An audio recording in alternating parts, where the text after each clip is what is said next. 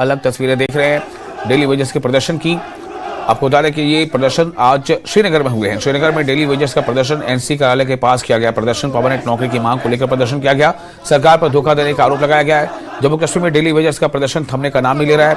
श्रीनगर की सड़कों पर भारी संख्या में डेली वेजेस ने प्रदर्शन किया। प्रदर्शन में महिलाएं भी शामिल हुई। दरअसल परमानेंट नौकरी की मांग को लेकर वेजर्स यानी डेली वेजेस जो है वो प्रदर्शन कर रहे हैं। इनकी मांग है कि इनके काम को रेगुलराइज किया जाए। बीते दिनों जम्मू में भी बड़ी संख्या में डेली वेजर्स सड़कों पर उतरे थे और अब श्रीनगर में भी डेली वेजर्स ने मोर्चा खोल दिया है। बता दें कि सीएम उमर अब्दुल्ला ने जिस दिन विधानसभा में बजट पेश हुआ था उस दिन अपने बयान में वजीर आला ने डेली वेजर्स को रेगुलराइज करने के बारे में भरोसा दिया था। बावजूद इसके डेली वेजर्स का यानी यौमिया मजदूरों का धरना प्रदर्शन जारी है। ये जो मसला है डेली वेजर्स का मसला, ये तो सबसे अहम और जरूरी मसला है ये, और हम इसका हल चाहते हैं। अब तो इसमें थोड़ा कंफ्यूजन जो पिछली गवर्नमेंट थी, ये तो बेसिकली 61,000 एम्प्लॉइज थे जिनकी रेगुलर अटेंडेंस भी है। फिर जब ड्राबू साहब आ गए फाइनेंस मिनिस्टर, उसने एक कंफ्यूजन पैदा कर दिया। उसने 61,000 को 80,000 बना दिया। फिर आ गया दूसरा फाइनेंस मिनिस्टर, ये क्या बोलते हैं इसको, ये अल्ताफ बुखारी साहब, उसने 80,000 को 1 लाख बनाया और एक बहुत बड़ा कंफ्यूजन पैदा किया।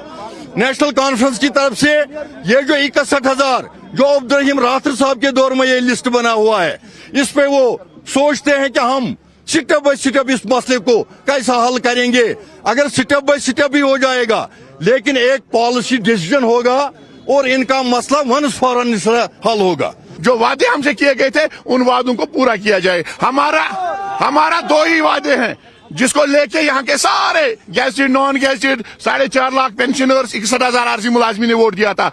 वो 2 बर्निंग इश्यूज है, एक रेगुलराइजेशन का, दूसरा ओल्ड पेंशन रेस्टोरेशन का। इसकी हम वजाहत चाहते हैं, इसकी हम इम्प्लीमेंटेशन चाहते हैं। बाकी हमें कोई शौक नहीं है सड़कों पर आकर एहतजाज करने का। उन्होंने कहा था कि 6 महीने की हमने कमेटी बनाई है, 6 महीने का उसको टाइम दिया, अभी 1 साल होने को है, लेकिन अभी तक उस committee a peaceful walk for unity, क्योंकि हमारे साथ बहुत सारे डिपार्टमेंट जुड़े हैं under one umbrella J&K women employees association.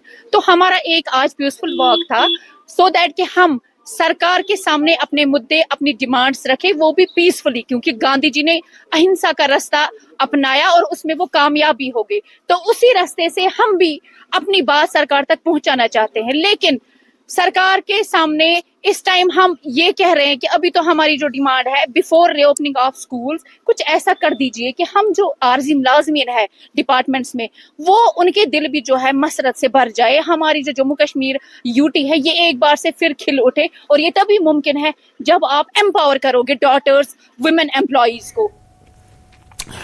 और आपको बता दें कि डोडा जिले में आपातकालीन प्रतिक्रिया और जन सुरक्षा को मजबूत करने की दिशा में एक महत्वपूर्ण कदम उठाया गया है। एसएसपी संदीप मेहता ने डायल 112 यानी 112 सेवा के अंतर्गत 6 आपातकालीन प्रतिक्रिया सहायता प्रणाली यानी इमरजेंसी रेस्पॉन्स सपोर्ट सिस्टम वाहनों को हरी झंडी दिखाकर रवाना किया। ये वाहन जिले के अलग अलग पुलिस थानों में तैनात किए गए हैं, जहां हर पुलिस थाने को एक समर्पित ERSS emergency response support system वाहन सौंपा गया। इसका अहम मकसद शहरी और ग्रामीण दोनों इलाकों में रहने वाले नागरिकों को, वहां के मकीनों को कॉलों पर, उनकी अगर कॉल्स आते हैं, इमरजेंसी कॉल आती है, मदद की कॉल आती है, तो उन पर तुरंत जो है मदद पहुंचाने को यकीनी बनाया जाना है। इसमें डोडा डिस्ट्रिक्ट के लिए 6 गाड़ियां exclusively for distress calls for emergency response support system के लिए जो है वो लॉन्च की गई हैं। पुलिस हेडक्वार्टर्स ने हमें ये गाड़ियां जो है वो प्रोवाइड करवाई हैं और आज हमने जो है ये डोडा डिस्ट्रिक्ट के लिए लॉन्च की हैं।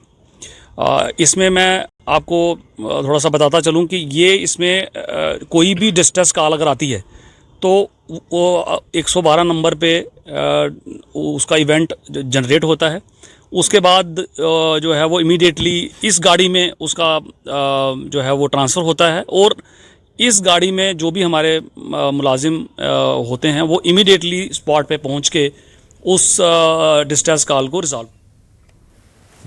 और इसके साथ ही इस बुलेटिन में फिलहाल इतना ही, लेकिन न्यूज 18 पर लगातार बड़ी और अहम खबरों का सिलसिला जारी रहेगा। आप बने रहे न्यूज 18 के साथ। मैं हूं विशाल।